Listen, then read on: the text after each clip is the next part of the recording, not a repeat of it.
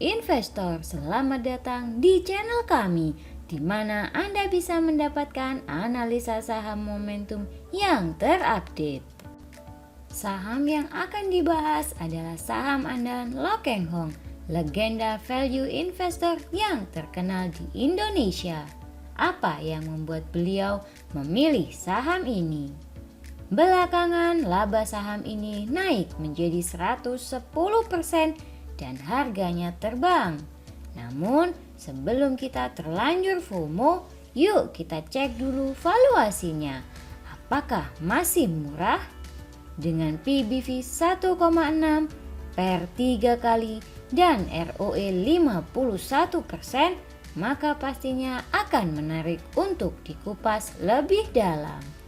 Ini adalah nama perusahaannya, PT ABM Investama Tbk, dengan kode saham ABMM. Karena laporan keuangan triwulan 2 sudah terbit, maka kami bisa menganalisanya untuk Anda. Seperti biasa, disclaimer on ya, video ini hanyalah bersifat edukasi mengenai analisa saham dan bukan merupakan rekomendasi ajakan menjual ataupun membeli saham. Anda bisa saja untung maupun rugi dalam berinvestasi saham. Jadi selalu waspada dan analisa ulang sebelum Anda melakukan transaksi di pasar saham. Berikut adalah paparan analisa kami.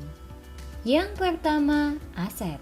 Kas perusahaan meningkat dari 237 juta dolar menjadi 291 juta dolar atau meningkat 23%.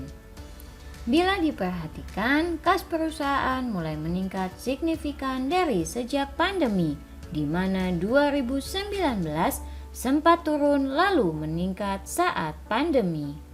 Persediaan lancar perusahaan meningkat tipis dari 39 juta dolar menjadi 40 juta dolar. Dirunut dari data historisnya, persediaan lancar perusahaan cenderung stagnan di sekitar 40 juta dolar. Bila melihat pertumbuhan inventory, maka pertumbuhan persediaan masih tergolong kecil, menandakan perusahaan masih bisa menumbuhkan persediaannya tanpa menimbulkan efek buruk pada kinerjanya. Total aset perusahaan meningkat dari 1 miliar dolar menjadi 1,2 miliar dolar atau meningkat 18%. Bila dilihat dari historisnya, maka perusahaan berhasil menumbuhkan kembali asetnya setelah pandemi.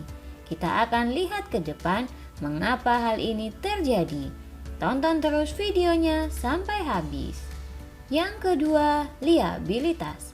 Total liabilitas meningkat dari 679 juta dolar menjadi 791 juta dolar. Bila diperhatikan, total liabilitas semester ini masih belum setinggi tahun 2017. Dan bila melihat rasio debt to equity ratio, maka hutang buruk perusahaan justru cenderung berkurang dibandingkan dengan tahun-tahun sebelumnya, walau masih tergolong cukup tinggi. Namun demikian, ini merupakan sinyal yang baik, di mana perusahaan ternyata berhasil melakukan ekspansi dan sekaligus mengurangi hutang buruknya. Yang ketiga, ekuitas. Saldo laba perusahaan meningkat dari 123 juta dolar menjadi 159 juta dolar. Bila dilihat dari historisnya, maka perusahaan berhasil meningkatkan saldo labanya sejak kuartal 1 di tahun 2021 dan terus naik sejak saat itu. Ini juga pertanda yang bagus, di mana perusahaan bisa memupuk laba agar dapat digunakan untuk terus berkembang. Total ekuitas perusahaan juga meningkat dari 345 juta dolar menjadi 376 juta dolar. Pertumbuhan ekuitas terlihat dari gambar berikut, di mana pertumbuhan terjadi sangat cepat di mana kuartal ini pun sudah melampaui full year 2021. Yang keempat, pendapatan. Pendapatan perusahaan naik dari 429 juta dolar menjadi 652 juta dolar atau meningkat 52%. Melihat perkembangan dari tahun ke tahun, maka terus terjadi peningkatan pendapatan mulai dari kuartal 1 di tahun 2021 sampai dengan kuartal 2 tahun ini. Yang kelima, laba. Laba bersih perusahaan meningkat cukup signifikan dari 54 juta dolar menjadi 95 juta dolar atau meningkat sebesar 74%. Laba yang berhasil dicetak perusahaan mulai terus meningkat sejak 2021 lalu. Yang keenam, cash flow. Cash flow perusahaan juga turut meningkat dari 110 juta dolar menjadi 141 juta dolar. Bila dirunut dari data historis, cash flow juga ikut naik bersamaan dengan laba dan kas perusahaan. Bila dilihat dari rasio akrual, maka ini juga merupakan tanda yang cukup menggembirakan, di mana akrual rendah. Kita bisa asumsikan bahwa perusahaan masih akan terus berkembang ke depannya karena pertumbuhan laba yang dibarengi dengan pertumbuhan kas. Yang ketujuh, dividen. Dalam sejarahnya sejak 2016, perusahaan baru membagikan dividen 3 kali. Dengan dividen terbesarnya sudah dibayarkan tahun ini di bulan Juni. Jadi bagi Anda para dividen hunter, mungkin tidak bisa terlalu berharap tinggi sampai akhir tahun untuk mendapatkan dividen. Yang kedelapan, rasio finansial.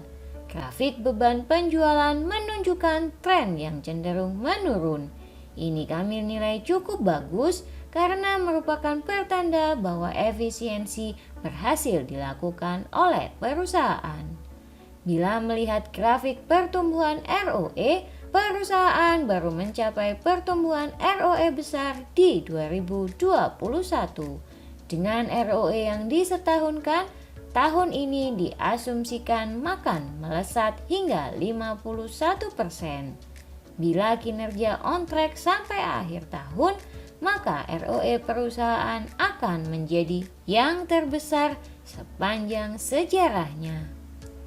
Kinerja perusahaan inilah yang menurut kami menjadi penyebab terbesar saham ini terbang, seperti yang terlihat di grafik harga saat video ini dibuat. Harga meroket tepat setelah pengumuman laporan keuangan triwulan kedua yang telah terbit. Kinerja yang fantastis ini juga didukung oleh aset turnover yang juga terus menunjukkan tren kenaikan dari tahun ke tahun. Dengan mengukur profitabilitas pun, kita bisa melihat lompatan kinerja yang sangat signifikan di semester ini dibandingkan dengan tahun sebelumnya. Yang kesembilan, valuasi. Dengan PER 3,2 kali, ini cukup menarik bila diperhatikan dari grafik PER yang cenderung fluktuatif kas saham batubara dan PBV 1,6 kali, maka kita bisa melihat pertumbuhan PBV yang mulai meningkat cukup drastis karena market mengapresiasi kinerja yang fantastis dengan PBV yang tinggi. Dengan menimbang rasio PBV, pertumbuhan ekuitas dan ROE, maka kita bisa melihat kinerja yang terus berkembang, sehingga kami menilai ini sudah menjadi saham fast grower. Dengan harga wajar yang kami valuasi di 5.000 dan PBV 2,5 kali, menurut kami harga saat ini masih belum terlalu mahal, walau tidak lagi bisa dibilang murah. Yang ke-10, momentum. Kami menggunakan simulasi Monte Carlo untuk menganalisa saham dan sampai pada perhitungan resiko penurunan harga yang paling dalam adalah sebesar 9 hingga 26%. Dengan demikian, perhitungan risk reward menjadi 2 kali. Walau volatilitas saham sudah tinggi, menurut kami masih bisa untuk kejar kereta karena potensi perusahaan yang sangat besar ke depannya setelah akuisisi tambang batu bara. Namun, untuk berjaga-jaga resiko penurunan yang terlalu dalam, maka porsi dana untuk masuk sebaiknya tidak terlalu besar dan selalu monitor kinerja perusahaan ini. Untuk itu, klik like and subscribe supaya mendapatkan update terbaru mengenai saham ini. Setelah menganalisa saham ABMM, maka kita sampai pada kesimpulan. 1. Perusahaan mulai bertumbuh dengan akuisisi tambang batu bara untuk menggenjot produksi dengan lebih cepat. Melihat persediaan yang kurang bertumbuh, kita bisa asumsikan ke depan produksi batu bara semakin meningkat dan persediaan akan terlihat bertumbuh. 2. Emiten mulai membagikan dividen yang besar. Ini merupakan hadiah untuk investor yang sabar menunggu pertumbuhan perusahaan. 3. Ekspansi perusahaan tergolong sukses. Dengan DER yang semakin kecil, maka laba yang akan datang diharapkan juga semakin besar. 4. Efisiensi dan profitabilitas yang tinggi menunjukkan perusahaan akan bisa lebih meningkatkan kinerjanya ke depan. 5. Valuasi tidak bisa disebut murah untuk saham batu bara, namun dengan risk reward yang cukup baik. 6. Momentum masih berlanjut, namun karena volatilitas yang sudah tinggi, maka kita harus berhati-hati untuk tidak masuk dengan dana yang terlalu besar dan selalu lakukan diversifikasi. Terima kasih telah menonton video ini. Disclaimer on ya, video ini hanyalah video edukasi dan bukan rekomendasi menjual atau membeli saham. Pastikan selalu analisa ulang sebelum melakukan transaksi jual beli saham. Klik like, subscribe, dan hidupkan lonceng notifikasi supaya tidak ketinggalan video analisa saham momentum kami selanjutnya. Bye!